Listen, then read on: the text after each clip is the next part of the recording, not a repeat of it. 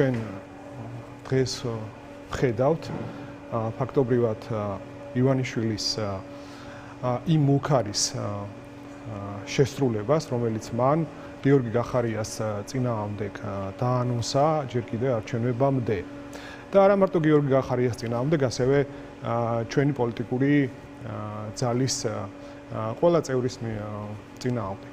კერძოდ ეს იმაში გამოიხატებოდა, რომ მას ჰქონდა თითქოს ხელთ საბუთები, რომლითაც ის აუცილებლად პასუხს აგებინებდა გიორგი გახარიას და მის გუნდს და ნუ აქ ახლა ჩვენ მე მგონი არც გვაქვს კითხვის ნიშნები, რომ ივანიშვილმა თავის დროზე ამ განცხადებით ერთი მხრივ დაანონსა ანგარიშწორება ჩვენი პოლიტიკური გუნდის ლიდერის და გუნდის მიმართ და მეორე მხრივ დაარღვია, რა თქმა უნდა, კიდევ ერთხელ საქართველოს კონსტიტუცია, მოქმედი კანონმდებლობა, ვინაიდან მას როგორც გნებავთ არაფორმალურ ლიდერს თუ თქვათ საპატიო თავმჯდომარეს, არანაირად ხელი არ უნდა მიუწვდებოდეს ამ დოკუმენტებთან.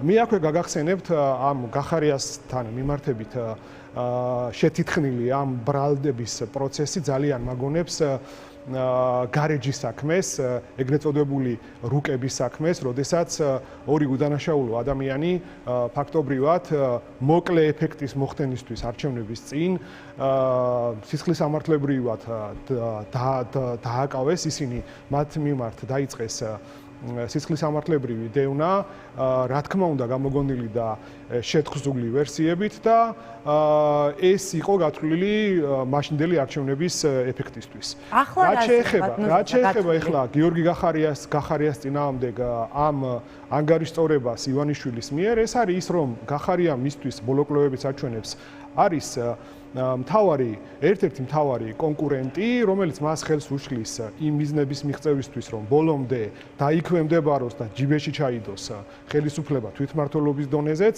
ამიტომ არის ჩვენ რომ პირველივე დღიდან ვამბობთ, რომ დღეს არჩევნებზე გადის ასევე ეს ბრძოლის ხაზი და შესაბამისად ჩვენ არჩევნებში აუცილებლად მივიღეთ მონაწილეობას, რათა უბრძოლებლად არ დაუთმოთ ივანიშვილს. აი არჩევნებთან დაკავშირებით და მონაწილეობაზე გიხართ აუცილებლად, მაგრამ თუ კითხვის ლოგიკას მივყვებით, რომ თვითმმართველობის არჩევნებში მონაწილეობის გამო წამოიწია ეს თემა, თვითმმართველობის არჩევნებამდე იყო საპარლამენტო არჩევნები, ხო? ბევრად ადრე შეეძლო ქართულ ოცნებას ეს თემა წამოეწია. ხომ არ არის პირიქით, როგორც ამას თქვათ ამბობენ სხვა პოლიტიკური პარტიების წარმომადგენლები, რომ სწორედ გახარიას გუნდზე ცდილობს ზეწოლის მოხდენას, რომ ის ჩართოს პროცესში, ასეთი შეფასებები ჩვენ მოგვისმენია სხვადასხვა პოლიტიკური ძალებისგან, ხო? ნახეთ, ჩვენ შესაძლოა ბევრი ვერსია და ბევრი შეთქმულების თეორია მოვისმინოთ ამ საკითხთან დაკავშირებით, მაგრამ უტყუარად არის დამტკიცებული ის, რომ ჩვენ პოლიტიკურ ძალას აქვს ის რეიტინგი და ჩვენი პოლიტიკური ძალის ლიდერი არის ის პიროვნება, რომელიც პირადად მოუშვიშებელ ჭრილობად იქცა ივანიშვილისთვის. ვციტირებ მას, რომ გახარია მისთვის მოუშვიშებელი ჭრილობაა. შესაბამისად, თქვენ როცა მეკითხებით, რომ საპარლამენტო არჩევნების წინ რატო არ მოხდა ამ საქმესთან დაკავშირებით გამოძიების დაწყება, ეგრეთ წოდებული გამოძიების დაწყება, ეს ამაზე პასუხი არის ის, რომ მან დაანონსა ეს არჩევნებამდე, შეტყობა ეს დროში ვერ ესწრებოდა და ახლა უკვე, როდესაც ამისთვის არის შესაბამისი მომენტი, როდესაც მას არ უნდა კიდევ ერთხელ ვიმეორებ სხვა ვერსიასაც, რა თქმა უნდა, აქვს არსებობის უფლება და მე დემოკრატიულ საზოგადოებამ უნდა მივერჩიოთ იმას, რომ განსხვავებულას მოусმინოთ, მაგრამ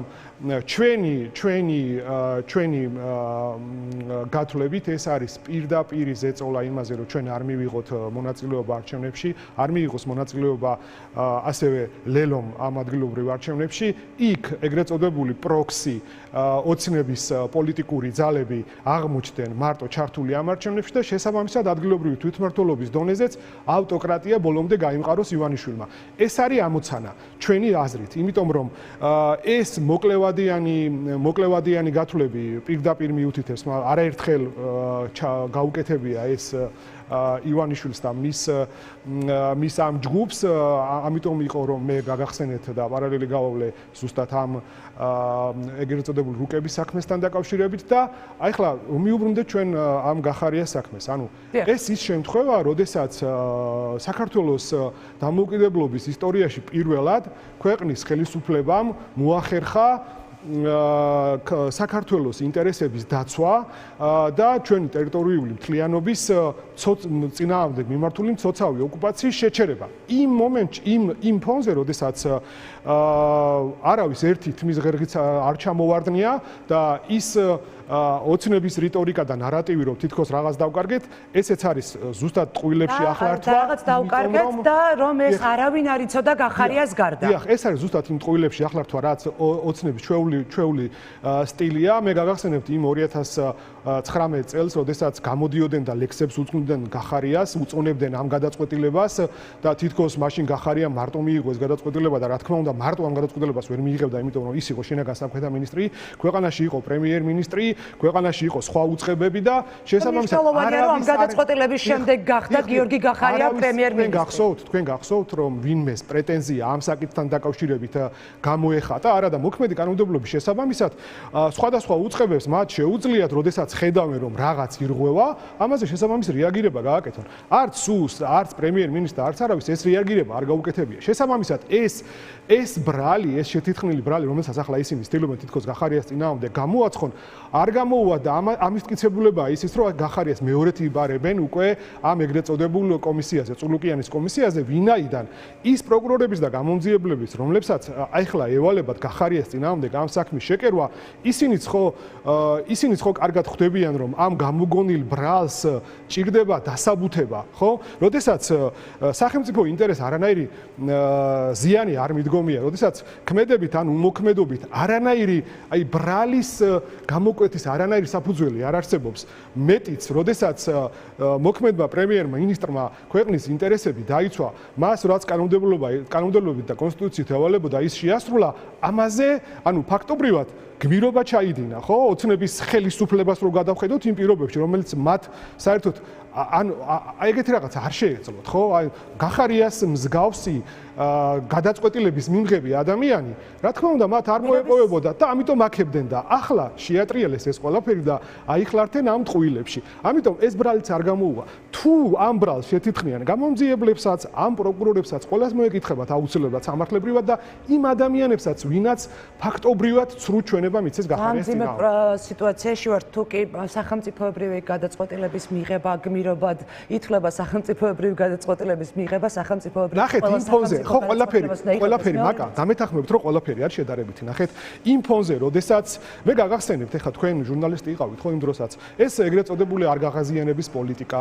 იქ რაღაც ენით მოჭქლექით საუბარი ოკუპანტთან იქ ჩვენი დახვეტილი თანამოქალაქეები იქ მცოცავი ბორდერიზაცია და ამაზე დუმილი არანაირ განცხადებაც კი და ამ ფონზე როდესაც მოქმედი შინაგან საქმეთა მინისტრი იქ ევრომონიტორებთან შეთანხმებით სხვადასხვა უწყებებთან შეთანხმებით ამას ყველაფერს აკეთებს და ეს ყველაფერი მაშინ შექების ობიექტად იქცა ახლა 180 გრადუს დამის შემოწირულება სად მიდის ეს მტკიცებულებები თუნდაც ვიდეო მტკიცებულებები ეს ხომ მომავალში გამოყენებული იქნება ობიექტური პროკურორის გამომძიებლის მოსამართლის მიერ და ეს ადამიანები ვინაც სრუჩვენება მიცეს გახარიას წინააღმდეგ და ვინც ამ საქმეს მერე გამოაცხადებს იმათ მოუწევთ კაიხნით ჩასმა თუ არა ეს მე გეუბნებით გარწმუნებთ რომ ეს იქნება მოკლე ვადიანი ეფექტის თითქოს რაღაცა მიღწევა მაგრამ ამასაც ვერ მიაღწევთ აი როდესაც საუბრობთ მოკლევადიან ეფექტზე და პოლიტიკური ნაწილი გულისხმობ თვითმმართველობის არჩევნებისთვის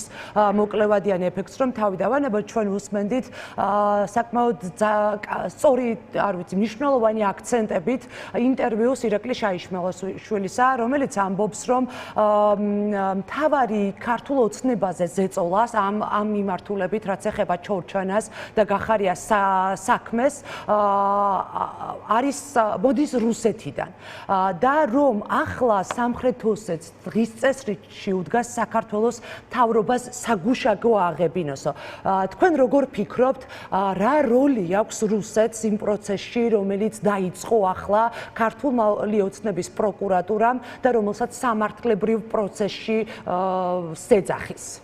მაგა ჩვენ შეგვიძლია რომ ანალიტიკურად ამას ყველაფერს ამ მტკიცებულებებს, განცხადებებს ამ ყველაფერს ერთობლიობაში თავი მოუყაროთ და რაღაც დასკვნა გავაკეთოთ. მე გაგახსენებთ იგივე საპატიო თავმჯდომარის მიერ გაკეთებულ განცხადებებს ბოდიშთან დაკავშირებით. ბიძინა ივანიშვილს გულისხმობთ. დიახ, ბიძინა ივანიშვილის განცხადებებს ბოდიშთან დაკავშირებით, რომელიც იყო უადგილო, რომელიც იყო დაუსაბუთებელი, რომელიც იყო შეურანწყყოფელი ქართველი ხალხის მიმართ, ხო? ამის შემდეგ ჩვენ ხედავთ, რომ ქართული ოცნების, ესე ვთქვათ, ყველაზე სერიოზული გავლენიანი მინისტრი, რომელსაც კიდევ ერთხელ ვამბობ, თავის დროზე ლექსებს უძღვნიდნენ, 180 გრადუსით შემოატრიალეს და ისე რომ ოკუპანტს გაეხარდება, ისე რომ ამ სეპარატისტებს გაეხარდება, ისეთ გადაწყვეტილებას ეხლა იღებენ, ხო? ამ პროცესში არიან და შესაბამისად ახლა ჩვენ სხვა ახსნა იმის რომ ეს არის მიზანმიმართული ნაბიჯები გახარიას წინააღმდეგ იმისათვის რომ ვიღაცა ასიამოვნონ, ну ეს შევიარაღებელი თვალითაც რა თქმა უნდა ჩანს. ხო ნახსენეთ რომ გიორგი გახარიას კიდევ ვიბარებენ თეატრულუკიანის კომისიაზეო. საინტერესოა გიორგი გახარია მეორედაც აპირებს მისვლას იმ კომისიაზე, რომლის გამოც ახლა ჩვენ ნაწილი გირაოს ქვეშ იმყოფება, ნაწილი საპატიმროშია და სწორედ ამ კომისიის შემდეგ დაიწყო ჩორჩანას ეპიზოდზე საუბარი ქართული ოცნების პროკურატურა. კიდევ მივა გახარია კომისიაზე. ეს არაკონსტიტუციური ეგრეთ წოდებული კომისია რამდენჯერაც არ უნდა დაიბაროს გიორგი გახარია, ამას მნიშვნელობა არ აქვს, ჩვენ არაფერს არ გვეშინია. მივა თუ არ მივა? ბატონო, ეს მნიშვნელობა თან არაკონსტიტუციურია, თან ახსნა განმარტებებსაც. გიორგი გახარია ყველა გადაწყვეტილებას იღებს თავის პოლიტიკურ გუნდთან ერთად.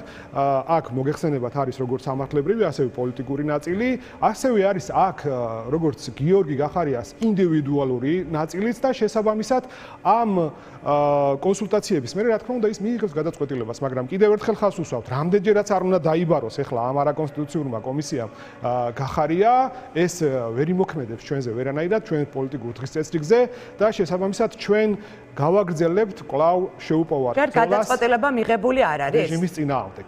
პროცესშია ეს გადაწყვეტილება, მოგეხსენებათ რომ ეს არ არის ხვალ და ზეგ, ანუ ის დღე არ არის ხვალ და ზეგ, როდესაც გიორგი გახარია გამოცხადდება თუ არ გამოცხადდება ამ კომისიაზე გადაწყვეტილება იყოს საშური, შესაბამისად მას აქვს რამოდენიმე დღე იმისათვის რომ კიდევ ერთხელ გაიაზროს თავის გუნდთან ერთად და მიიღოს შესაბამისად გადაწყვეტილება, როგორ ჯობია, ასე რომ კი ბატონო, ორი კითხვა მინდა მოვასწრო სანამ დაგემშვიდობებით, ბატონო ზაზა, პირველი კითხვა ეხება არჩევნებს და შემდეგ თქვენი როგორც მოსამართლის, დიდი გამოცდილების მქონე მოსამართლის შეფასება მაინტერესებს პროცესებზე, რომელსაც ჩვენ თბილისის საქალაქო სასამართლოში და არა მხოლოდ მათ შორის ბათუმი არ უნდა გამოგვჩეს, სადაც ასევე პროცესები მიმდინარეობს. თქვენ საუბრობთ პოლიტიკურ შურისძიებაზე, თქვენ საუბრობთ არაკონსტიტუციურ პარლამენტზე, თქვენ საუბრობთ არცნობაზე იმ პარლამენტისა, რომელიც ახლა არის შეკრებილი. აი ამ პირობებში მაინტერესებს რამდენად სწორია იმ არჩევნებში შესვლა, რომელიც უნდა ჩაატაროს არჩევნები. არჩილ ლომიძემ ახლა მეუბნებიან, რომ მთავარი პროკურატურა დატოვა, არ ვიცი გვაქვს თუ არა შესაძლებლობა მოვისმინოთ, თუ კი ის აკეთებს კომენტარს, მოვისმინოთ. სადღაც 120 ჰექტარი ტყე მაინც დავკარგეთ ჩვენი სოფლის საკოლმეურნეო ტყე. აი ეგ იყო იმ საგუშაგოს ჩადგმის შემდეგ. მე რომ რუსი ოკუპანტები გადმოდიოდნენ ისედაც მაგაში და ნიშნავდნენ ტერიტორიას. თქვენ რა ინფორმაცია? მე ვერ გეტყვით, მე არ ვიცი, ვერ გეტყვით ახლა მაგ ინფორმაციას. ოკუპანტები არ შეგინიშნოთ ჩორჩანას. არა, მე მაგას არ ვფლობ, მაგ ინფორმაციას რომ მანამ აი ჩვენ ზემოთ ჩორჩანაში და წალხში არა, მაგრამ ზემოთ სადღაც საჩხერისა და ხაშურის რაიონის საზღვარზე ჩვენ სოფლის მოსახლეობა დადიოდა ხოლმე ჯონჯლის საკრიფად, ასე რომ ვთქვა და იქიდან კიდევ ოსური სოფლებია ზემოთ და იმ საზღვართან მიახლოებულებს ზოგჯერ წაიყვანეს ხოლმე, მაგრამ ეს ადრე იყო. უშუალოდ ჩვენ სოფელთან და ჩვენ სოფლიდან და ჩვენი იმ მაგათ ეგრეთ წოდებულ საზღვრიდან არავინ არ გადაუყვანიათ და არასდროს. არც არასდროს. აბსოლუტურად ვფიქრობ, აი მაგალითად საგუშაგო რომ აიღონ მაქედან, თქვენი 2019 წლის აგვისტოს შემდგომ, როცა უკვე თქვენ შეგეზღუდათ გადაადგილება, მოცემულობა დარჩეს, რომ ვეღარ შედიხართ, საძოვრებს ვეღარ იყენებთ. არა, 8 წლის შემდეგ კი არა, აი 2019 წლის შემდეგ. ანუ მოცემულობა უცვლელია. რა თქმა უნდა, უცვლელია და არა მარტო ჩვენ იქ ვერ უახლოვდებით. ეს რომ კილომეტრი ამოვიდნენ ოფიციალურად და სადღაც 1 კილომეტრში უკვე ჩვენ კიდევ ზემოთ ჩვენ ტერიტორიაზე იქ ვეღარ მივახლოვდებით, ახლა როგორ მივახლოვდებით, საშიშია. ეს სიტყვები ქონდათ გამოძიებას. იცით რა უნდა მინდა დავასწრო. აი ახლა 2019 წლის მერე რომ დაიწყო პროკურატურა მოკვლევა. თქვენთვის აი ადგილობრივებისთვის რა შეიძლება? საგუშაგოს აღება თქვენთვის გამოსავალი იქნება მაგალითად ამას რომ ქართველი სამართალდამცველები ადგილზე არ იქნებიან, ეს თქვენთვის გამოსავალი. ნახოთ, არ ვიცი ახლა რა შეიძლება და რა შეიძლება ნახოთ, მაგრამ მე რა პასუხი გაგცეთ. რა არის ის რომ იქ იყვნენ ქართველი სამართალდამცველები ალექსანდრე ლომიძეს, რომელიც მთავარ პროკურატურაში გახარიას წინააღმდეგ ჩვენებისთვის მიიყვანეს, ასე უკაცრავად არჩილ ლომიძეს. ასეთი აღქმა გრჩებათ, რომ ის მიიყვანეს იმისთვის, რომ გახარიას წინააღმდეგ ჩვენება მიეცა?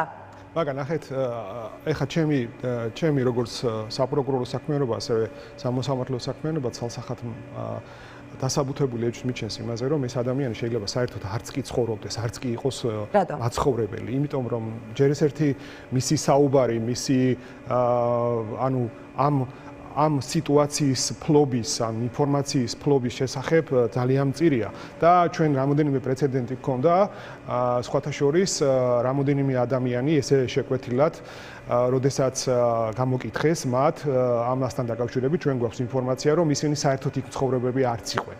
ასე რომ ჩვენ ძალიან კარგად უნდა საგამოძიებო მეთოდების გამოყენებით უნდა დავადგინოთ ეს პიროვნება საერთოდ იქ დამყოფი არის თუ არა.